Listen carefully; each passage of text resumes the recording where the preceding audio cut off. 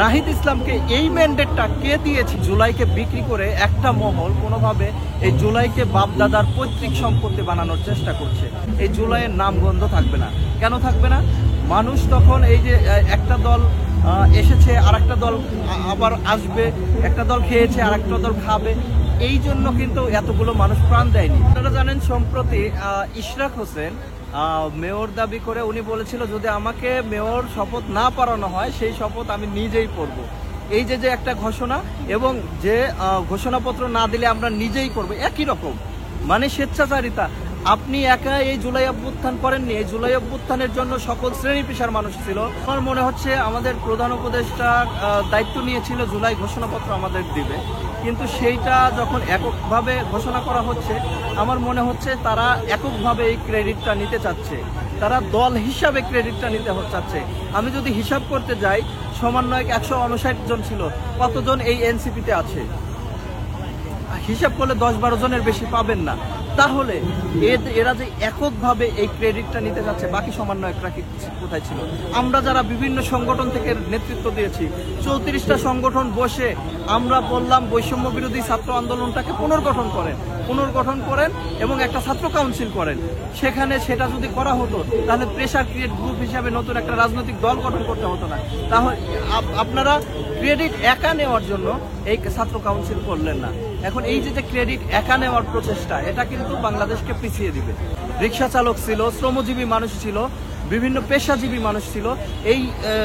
এই অভ্যুত্থান কিন্তু কোনো একক দল বা কারো প্রচেষ্টাই হয়নি। সেখানে বিএনপি ছিল, জামাত ছিল, সকল শ্রেণী পেশার মানুষ ছিল। সেটাকে যখন আপনি একক ক্রেডিট নিয়ে নিজেরাই জুলাইয়ের ঘোষণাপত্র পাঠ করতে যান, সেক্ষেত্রে আমরা যারা ঐক্যবদ্ধভাবে বুলেটের সামনে দাঁড়িয়েছি, আমাদের সেই জুলাই কোথায়? আপনি সব জুলাইয়ের ক্রেডিট নিজেরা নেবেন, ক্রেডিটবাজি অবশ্যই বন্ধ করতে হবে। কারণ ক্রেডিট এখানে সকল ওই রিক্সা চালককে দিতে হবে যে নিজের জীবনের ঝুঁকি নিয়ে একজন ভাইকে হাসপাতালে নিয়ে গেছে। ক্রেডিট দিতে হবে সেই ভাইকে যে নিজের জীবন ঝুঁকি নিয়ে ছাত্রদের বা আহতদের চিকিৎসা দিয়েছে। তাদেরকে আপনারা ক্রেডিট দিবেন না? আমরা যারা আন্দোলন করেছি বিভিন্ন রাজনৈতিক সংগঠন থেকে, আমাদের ক্রেডিট দিবেন? আমাদের ক্রেডিট ভাই দরকার নাই। কিন্তু জুলাইয়ের যে জন আকাঙ্ক্ষা, সেই জন আকাঙ্ক্ষা অবশ্যই আপনাদের বাস্তবায়ন করতে হবে। সেই জন্য যেটা করতে হবে, জুলাই সনদ দিতে হবে সরকারকে এবং সেই সনদ রক্ষা করতে হবে। তারপরে গণহত্যাকারী আওয়ামী লীগের বিচার করতে হবে এবং তারপরে গণপরিষদ নির্বাচন এবং তারপরে যে নির্বাচন, সেই নির্বাচনের মাধ্যমেই বাংলাদেশের রাষ্ট্রের যে আকাঙ্ক্ষা, সেই আকাঙ্ক্ষা বাস্তবায়ন হবে বলে আমার মনে হয়। আসলে সবাই যেটা মনে করে, আসলে সাধারণ মানুষের মতই আমাদের মত।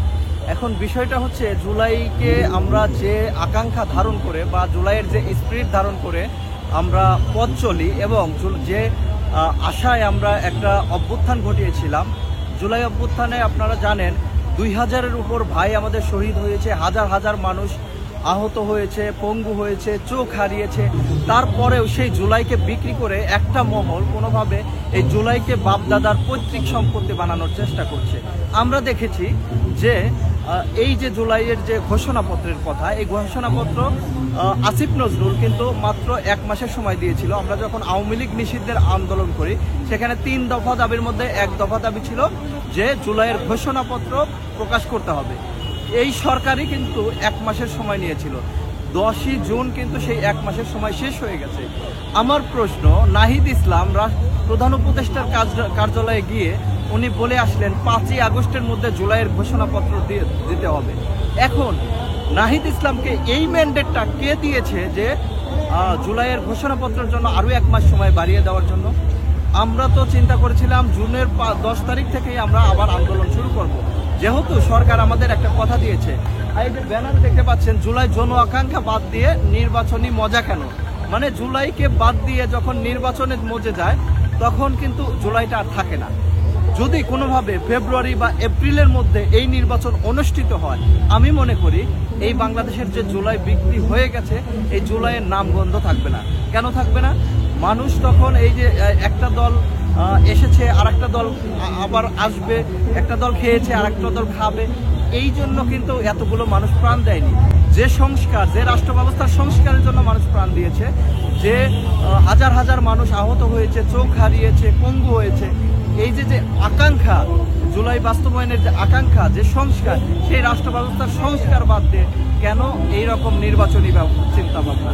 নির্বাচন এখন মানুষের সাইকোলজিকে ঢুকিয়ে দেওয়া হচ্ছে। আমরা তো কখনোই চাই না যে এখনই নির্বাচনের দিকে আমরা হাঁটতে। আমরা চাই গণপরিষদ নির্বাচন হোক, আওয়ামী লীগের বিচার হোক, গণহত্যার বিচার হোক, এবং তারপরে একটা সুষ্ঠু গ্রহণযোগ্য নির্বাচন বা গণতান্ত্রিক প্রক্রিয়া আমরা দেখতে। আমি মোশাররফ হোসেন, কোঅর্ডিনেটর, জুলাই পোস্ট।